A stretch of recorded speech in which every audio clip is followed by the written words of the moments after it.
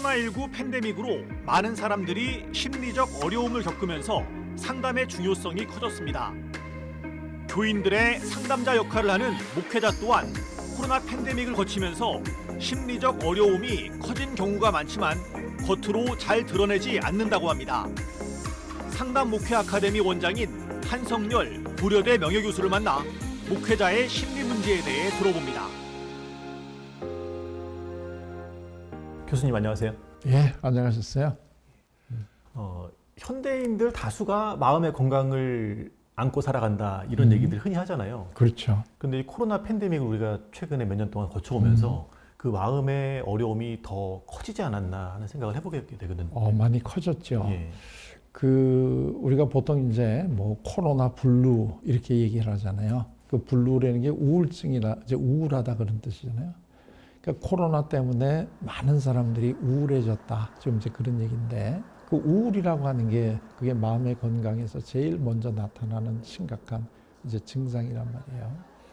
근데 이제 특별히 우리 한국에서는 더 코로나 때문에 이 우울한 사람들이 좀 더 많아요. 그 이유는 왜 그러냐면 우리 문화가 이제 서구를 개인주의 문화라고 그러잖아요. 그리고 우리를 이제 집단주의 문화다 이렇게 부르는데 이 집단주의 문화라는 거는 나 혼자 있는 것보다 나하고 너하고가 같이 좋은 관계를 유지하면서 갈 때 제일 그 마음의 안정을 느낀다 이런 뜻인데 코로나라고 하는 것 때문에 이제 그 재택근무를 하고 그 다음에 회사나 모든 거에 이제 이게 그 사회관계가 끊어지잖아요. 그러면 이 사회적 관계를 통해서 우리는 회사도 무슨 가족, 뭐 무슨 가족 이런 식으로 회사 자체가 굉장히 중요한 우리들의 그 사회생활에 만족을 주는 이런 거였는데 그걸 다 끊어놓고 이제 집에서 해라, 개인적으로 해라 이렇게 되니까 굉장히 그 생활의 기본 삶의 패턴이 우리는 굉장히 달라지는 거예요. 그게 원래가 혼자 살아가는 개인주의 문화에 익숙한 사람들한테는 그렇게 크게 문제가 덜 되죠. 근데 우리는 그게 굉장히 크게 돼서 이제 코로나 블루라고 하는 게 됐는데 안타까운 거는 그럴 때 이걸 어떻게 우리가 이분들에게 도와줘야 될까 하는 이 방법 자체가 그동안에 별로 이렇게 심각하게 그 고민을 안 해봤기 때문에 더 많이 힘들지만 그 도움을 받을 수 없는 상태가 우리한테는 특별히 더 많이 지속이 될 거죠. 예.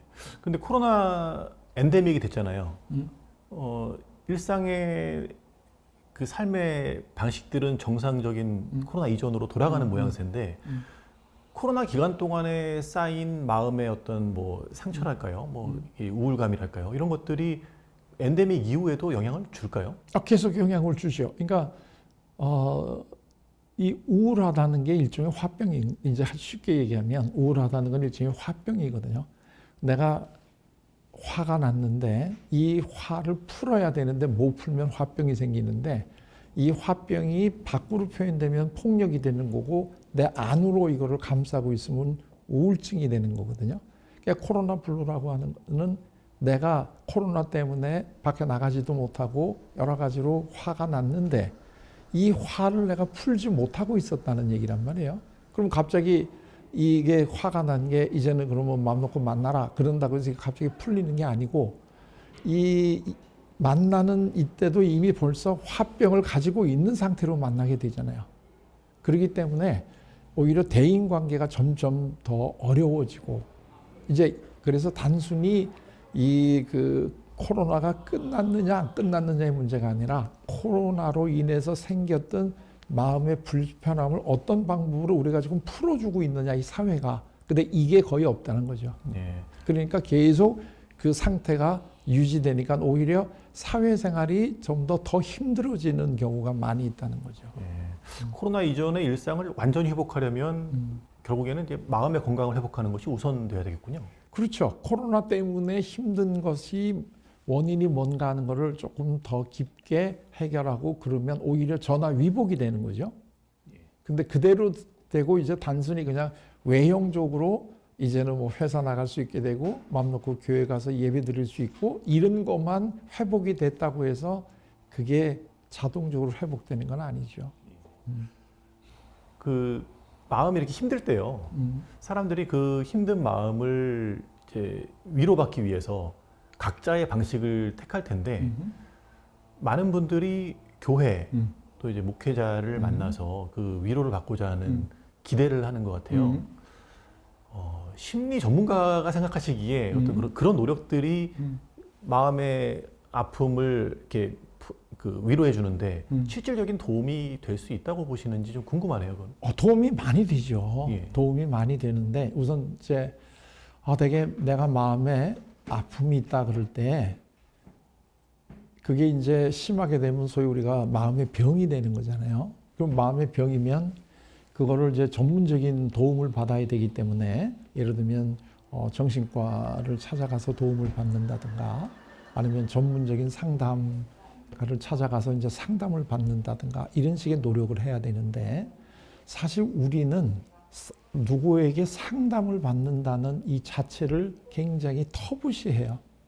그래서 그 사람 뭐 상담 받는데 그 사람 뭐 지금 정신과 다닌데 그러면 이게 어떤 가문의 수치로도 생각을 하고 가능하면 밖에 안 알려지려고 그러고 이제 이렇게 된단 말이에요. 그런데 이분들이 그래도 제일 편하게 갈 수 있는 데가 교회예요. 그리고 이 마음이 아픈 사람들이 제일 그러니까 많이 모여 있는 데가 교회죠. 그래서 이제 그 교회에서 사실은 지금까지 전통적으로 사람들의 마음의 건강에 대해서 굉장히 많은 걸 도와주셨죠. 또 앞으로도 아마 도와주실 거예요. 그런데 점차적으로 이제 그 교회가 가지고 있는 이 지금 어려움은 이제 사람들이 원하는 방식의 그 도움을 전문적으로 주기가 굉장히 어려워졌다는 거예요. 그래서 이제는 나는 우리 그 교회를 다니는 젊은이들에게 왜 교회를 다니느냐고 물어볼 때 제일 처음에 교회에서 얻고 싶은 게 뭐냐면 마음의 평안을 얻고 싶다. 이게 이제 제일 먼저 나온다 그래요. 그러니까 그 얘기는 우리 젊은이들도 그렇고 마음에 지금 평안이 없다는 얘기 아니에요? 그럼 이제 교회 가서 마음의 평안을 얻어야 되는데 사실은 그 얻고자 하는 마음의 평안을 교회에서부터 충분히 자기가 받았다는 느낌이 안 든다는 거죠. 그러니까 이제 요즘에 많은 그 교회를 걱정하는 분들이 하시는 걱정 중에 하나가 젊은 사람들이 자꾸 교회를 빠져나간다. 그럼 그 사람들이 왜 빠져나가느냐 하면 교회에서 본인들이 얻고자 하는 이러한 것들을 충분히 받았다는 느낌이 안 든다는 거죠. 그러니까 이제는 교회가 그거를 지금까지도 해왔고 저는 앞으로도 해와야 된다고 보는데 중요한 거는 현재 교인들이 얻고자 하는 위안을 어떻게 효율적인 방법으로 줄 수 있는가 하는 여기에 조금 더 관심을 좀 더 가지시면 사실은 과거에도 그랬고 앞으로도 그렇고 교회는 제일 우리의 삶에서 위안을 주는 아주 중요한 제도죠. 예. 그런 점에서요. 예. 한편으로 이런 궁금증도 있습니다. 이제 코로나 팬데믹의 영향은 교인들뿐만 아니라 목회자들도 그대로 받았잖아요. 한동안은 뭐 이렇게 대면 예배가 금지되기도 했고, 그 때문에 갈등도 많이 있었고요. 이 기간을 보내면서 목사님들의 마음은 어땠을까? 예, 이게 좀 궁금하더라고요. 그러니까 제가 그 상담을 공부하는 이 학생의 입장에서 보면 저는 목사님들의 마음도 굉장히 힘드셨을 거라고 봐요. 왜냐하면 큰 교회, 작은 교회를 일단 이 막론하고 우리 목사님들이 가지고 있는 어떤 교회의 역할, 또 교회의 모습, 그리고 본인들이 하는 역할, 이게 이제 기본적으로 대면을 중심으로 해서 몇천 년 동안 이렇게 내려온 그 전통이잖아요. 그런데 갑자기 이제 교회에 성도들이 마음 놓고 못 오게 되는 이런 상황이 벌어지니까 목사님들은 아마 거의 패닉 상태가 됐을 거라고 봐요. 왜냐하면 그런 것들을 한 번도 경험을 해보지 못한 상태에서 교인들이 교회를 못 나온다? 그러니까 특히 우리 같은 경우에는 뭐 이 신앙생활에서 많이 강조하는 게 주일 성수, 뭐 이제 이런 것들이 굉장히 강조되는데 주일 성수가 안 돼? 못한다? 이렇게 되니까 지금까지 본인들이 해왔던 어떠한 이러한 그 목회의 방향이라든가 방침 이런 것들이 거의 본의 아니게 이게 안 되니까 이럴 때 오는 거는 굉장히 힘들겠죠. 근데 이제 그때 힘든 것뿐만 아니라 이러한 힘든 거를 목회자들도 마음 놓고 나 진짜 힘들다. 이런 것들을 편하게 이야기를 하고 목사님들 자체도 위로받을 수 있는 이런 시스템이 굉장히 없다는 거죠. 그리고 그거를 이제 그냥 막연히 뭐 기도로 이겨나가자, 뭐 말씀으로 극복하자, 뭐 되게 이제 이런 식의 이야기들로만 되는데 그게 효과가 없다는 게 아니라 지금 급한데 지금 그거보다는 목마른 사람한테는 빨리 물을 하나 갖다 주는 게 더 중요한데 지금까지는 그 물을 딱 갖다 주는 요 역할을 조금 더 앞으로 잘하면 더 좋지 않겠냐 이제 그런 거죠. 예. 침체된 교회 상황 또 코로나 팬데믹 이 목회자들이 마음적으로 갖는 부담감이 상당히 클 것 같아요. 크죠. 예. 많은 분들 상담하고 계시잖아요. 예. 상담하시는 분들 중에는 목사님들도 계실 것 같은데. 그렇죠. 예. 몇 가지 사례와 더불어서 지금 이 시점에 대한민국에서 목회하시는 목사님들의 마음 건강 상태 전반적으로 어떻게 진단하시는지 좀 들어보고 싶습니다.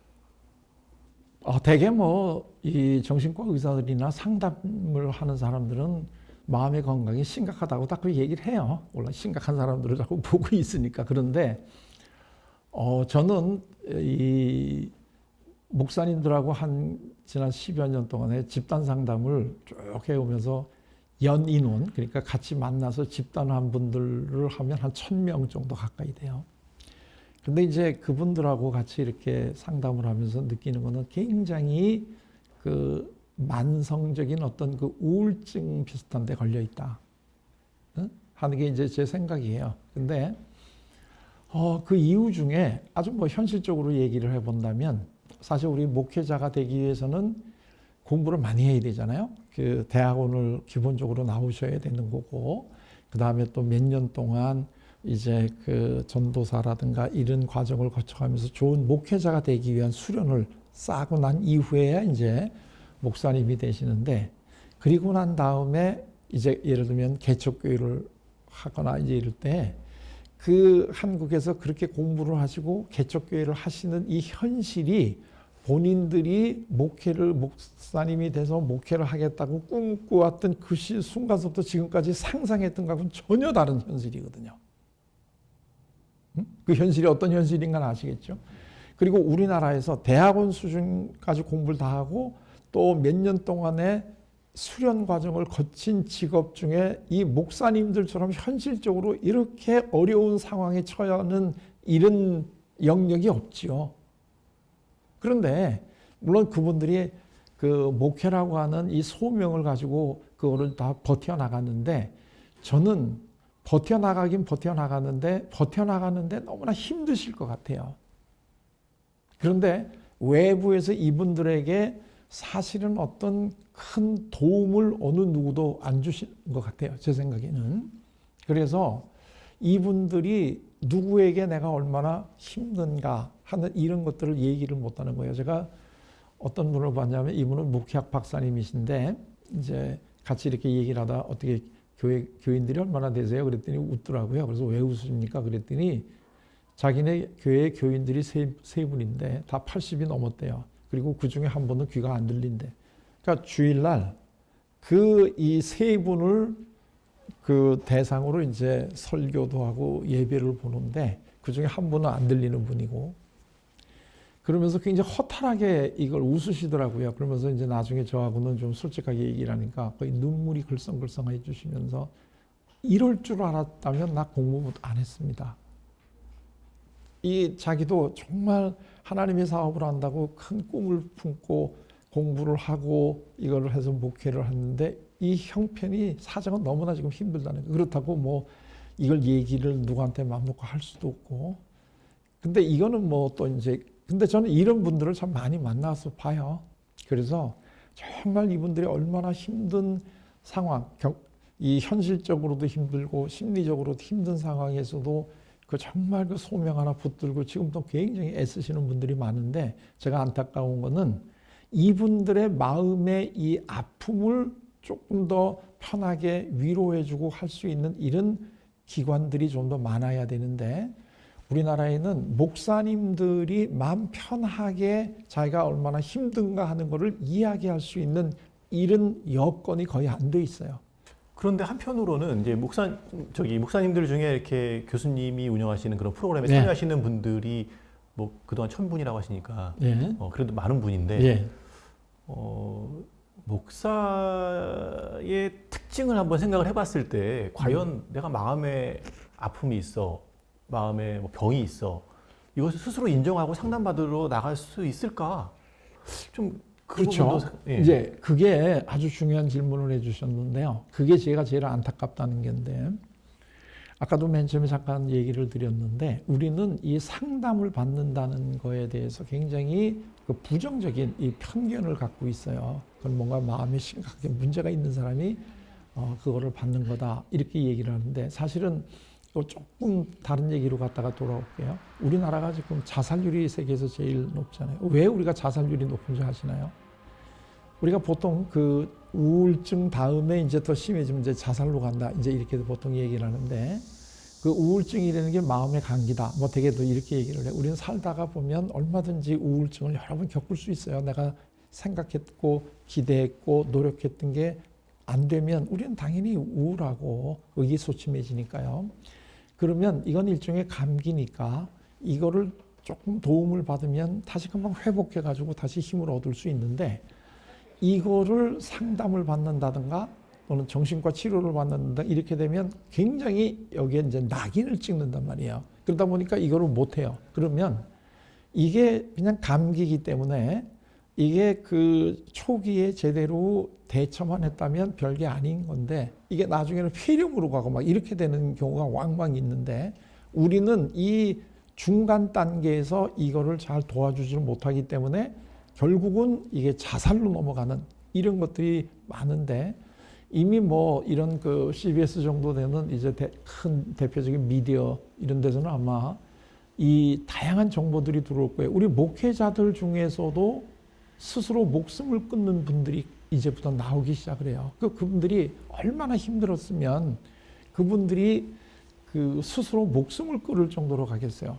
그리고 뭐 이 그 목회자들의 그 가족들 사이에서 오는 불화라든가, 또는 이제 그 목회자 자녀들하고의 관계, 이 자녀들이 또 힘들어하는 거, 이런 것들은 사실은 알만한 사람들은 다 알지만 우리가 쉬쉬하고 있는 그러한 내용인데, 그러니까 이분들이 혼자서 자기의 이 아픔을 가지고 있고 기껏 할 수 있는 게 뭐냐면 기도하고 기도원에 가고 이러는 것뿐인데, 기도원에 가서 풀 수 있는 문제도 있고 풀 수 없는 문제도 있죠.